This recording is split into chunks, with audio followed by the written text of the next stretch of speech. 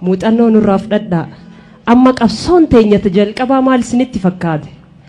Dhiirota keenya irratti dhiira Oromoo jaartii Habashaa tan of jalaan deddeemu kan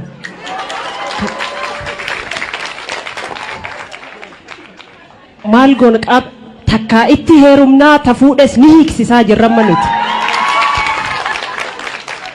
Kanaafuu hooggantoota keenya waan kanaan hin hamatamtanii egaa warri soddaas ni jiru.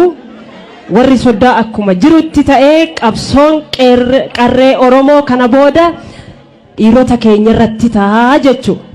Dura gaafa sabboonaadha jedha dhiirri keenya gabbahee gaafa manatti ol deebi'u tamana jirtu nafxanya akkamitti dubbata? Dubbachuu hin danda'u.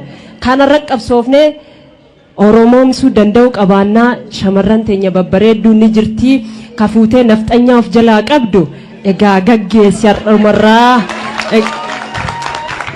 asumaan immoo gara miidiyaa keenyaatiin warri nu daawwachaa jirtanis anas kaadhimachuu dandeessu. Warri nafxanyaaf jalaa qabdan qofti ijoolleen qarreen babbareedduu ni jirti.